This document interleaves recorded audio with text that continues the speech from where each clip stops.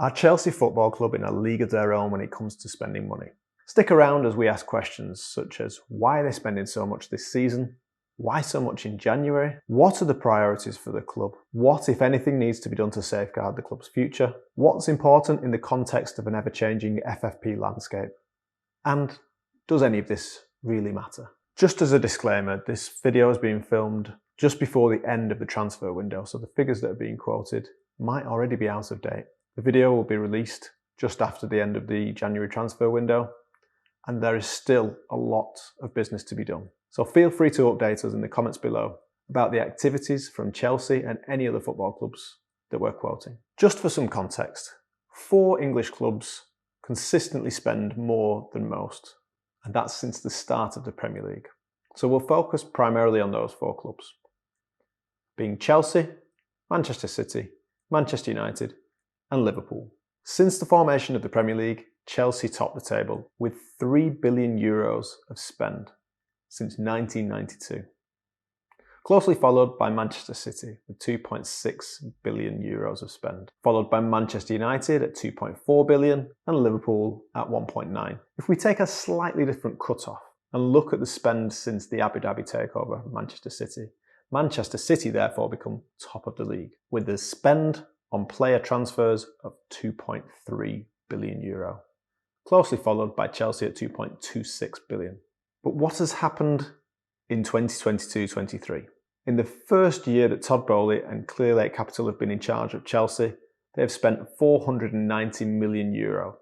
And that's to date. Again, note that it's not the end of the January transfer window at the time of recording this video. There are rumours swirling that Chelsea are willing and prepared to spend €120 million on Enzo Fernandez's release clause, which would take these figures even higher. Of the €490 million spent in 2022-23, €208 million to date has been spent in January, and that's a significant figure. What Chelsea appear to be doing is acquiring many players. They have a significant squad. Chelsea are not necessarily spending significant sums on 1 or 2 particular players. They're spreading that cost across a large squad. But what's the point of the spend? The significance of the spend in January comes quite clearly as Chelsea are underperforming against expectations. Chelsea currently sit 10th in the Premier League, and that's 10 points off Manchester United in 4th position, taking that final Champions League spot, and 7 points off Tottenham in 5th position in the Europa League. It's clear that Todd Boehly and Clearlake Capital expect Chelsea to compete in the Champions League.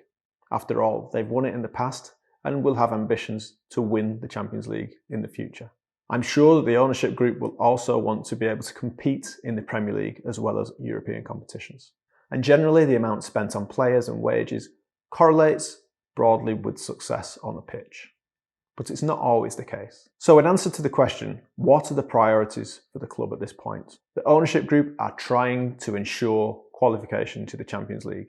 And this appears to be somewhat of a financial gamble to try to guarantee qualification in the following season.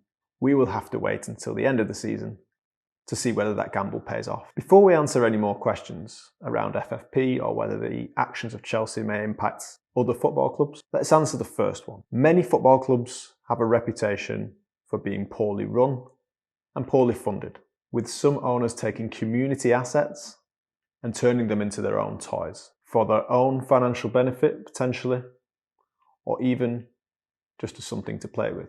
Do we need to be concerned about Chelsea's future when it comes to the level of spend in the 2022-23 season? That will wholly depend on the ownership group. And at least on the face of it, it appears that Todd Boehly and Clearlake Capital are committed to underwriting this spend. And what really matters is that the club can stay afloat from a cash perspective. And as long as that happens and the club can service the debt on the transfer spend, as well as any associated wages, image rights and agent fees, then there should be no problem. Cash is always king. But what comes secondary to that? And how are Chelsea trying to navigate the FFP landscape? Clubs competing in UEFA competitions or even in the Premier League will always have one eye on FFP, or financial fair play. And this comes in many forms. It's fair to say that the clubs at the top of the league looking to compete in UEFA competitions don't compete on the same financial playing field as other clubs. And that's going to be the case across the whole of Europe. Clubs will have to adhere to the most stringent set of rules that apply to them. And in the Premier League, UEFA's rules are generally more stringent than that of the Premier League. And that means that those top 5 clubs will have to adhere to smaller losses generally and tighter rules around financial fair play than the 15 clubs that sit below those European qualification places. So automatically those top 5 clubs are competing in a league of their own when it comes to the Premier League at least. Chelsea caught the attention of UEFA through the signing of Mudryk's 8.5-year contract in January 2023, alongside other players who've been signed on lengthy deals, let's say, in combination with a significant level of spend both in summer and now in January. Chelsea have become an outlier. And when that happens in football, you tend to attract the attention of the regulators. And as a result, it's been widely reported that UEFA will change the amortisation rules when it comes to the financial sustainability regulations. But that change won't come into effect until next summer. So Chelsea may feel that they've got away with signing players on lengthy deals. But was financial fair play really the root cause of these lengthy deals, or was it something else? Let's take a look at how we account for players and the rules in a little bit more detail. When a club acquires a football player, it acquires an asset in the form of the player registration and an employee in the form of the player. And the two contracts are intrinsically linked, the asset being spread over a useful life over the contract length, and the fixed term employment, which is exactly the same. But since the value of the intangible asset, i.e. the player registration, is intrinsically linked to the football player's performance, the football player's age, their ability to compete and play on the pitch, for example, staying injury-free, there are a certain number of risks involved in signing a lengthy deal. For example, if a player is signed on an 8-year deal, there is a commitment from the club to pay that player for the next 8 years. So it's unlikely that any club will commit to that for a player that's coming towards the end of their career. It's more likely for a player who has potential at an early age. The accounting treatment for the wages and other related employment costs will be accounted for as they are earned by the player, i.e. broadly equal across the length of the contract, subject to any variations for performance bonuses, loyalty bonuses, and signing on fees.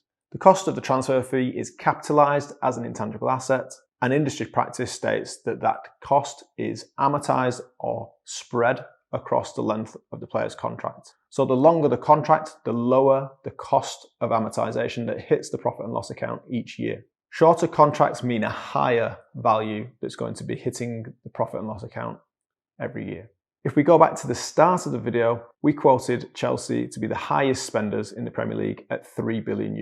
But they don't top the charts when it comes to net spend. That title goes to Manchester City, but there isn't much in it. And if Chelsea continue to spend in the January transfer window, they are likely to go ahead of Man City in the net spend charts. What this says is that Chelsea have spent a significant amount of money, but they've also been able to recoup it through player sales. But if we look at Chelsea's spend this year, we see it's far in excess of that of the other 3 clubs. Chelsea's 22-23 spend is 16% of that since the Premier League has started. €490 million over €3 billion. That compares to Manchester United at 10%, Liverpool at 7%, and Manchester City at 6%. If we look at net spend in 2022-23, in comparison to the net spend from the start of the Premier League, Chelsea have a net spend of 27% in this season alone, which shows that the new ownership are definitely not holding back in comparison to the previous one. When it comes to recouping the spend that they've had on players, they may need to look at players in the existing squad, or they may need to, in years to come, look at the players that they're acquiring now and try to sell them on. Now, if they're performing well, it's likely that the players that have been acquired this season are going to need or want to be retained by the club. So Chelsea's ability to recoup the funds in the form of sales might not necessarily be there. If the players don't perform, then the player's value will drop, and it might be difficult to get rid of the player who's been signed on an extended deal at a value that makes it feasible for the club. How will Chelsea's spend this season impact other clubs? Well, some clubs are obviously going to benefit because some of them will be receiving the amounts that are being spent by Chelsea. It may also have the impact of inflating prices within the market, because if clubs are going to spend, then generally it creates more competition, and other clubs competing for the same players will have to potentially pay more. If we go back to the point around UEFA and changing the rules, if UEFA were to change the rules and restrict the period of time for amortisation to 5 years, which is rumoured, then this will simply change the football earnings submission to UEFA. We're yet to see whether other leagues will change their rules, such as the Premier League, but for Chelsea, the commitment to the players will still be there, and the cash commitment will still be there to the clubs that the players have been acquired from. The club's financial statements will also account for the players on a contractual basis. So there'll be a disparity between that that's been reported externally and that that's being reported to UEFA, which doesn't necessarily help when it comes to the transparency of what we're looking at from an external perspective. But for those that don't know, the rules for UEFA's financial fair play have changed this season. And this season represents a period of transition. And when we get transition from any set of rules to another, we get interpretation. We potentially get some confusion. Back to the question, is Chelsea trying to get around the financial fair play rules by increasing the contractual length? In this particular season, it doesn't necessarily matter. During the transitional phase, UEFA are relaxing the rules. They do not want clubs to fall foul of the new financial sustainability rules. So when it comes to football earnings, which is the new form of break-even, there's just a requirement to report your figures to UEFA. The football earnings assessment for the 23-24 licence season using the 22-23 figures will not be assessed this year. It will, however, contribute to the monitoring period thereafter, which will be 2 and 3 years as we move into these new financial rules. So what's ironic about this situation is that Chelsea may well be spending to try to compete in UEFA's competition next year. They may be lengthening their contractual terms to try to get around the rules, or equally, they may not be. But the questions that remain unanswered at this stage are, will they even need to apply for a licence, and will that spend contribute to successful on-pitch performance and guarantee a UEFA spot either in the Europa League or higher up in the Champions League?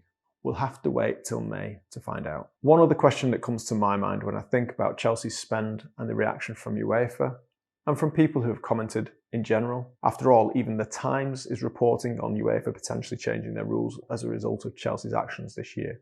Is what are these rules here to do? If they're here to protect the long-term viability and sustainability of the football clubs that they govern, then does it really matter about the length of time that's used to calculate the amortisation charge in a football earnings calculation?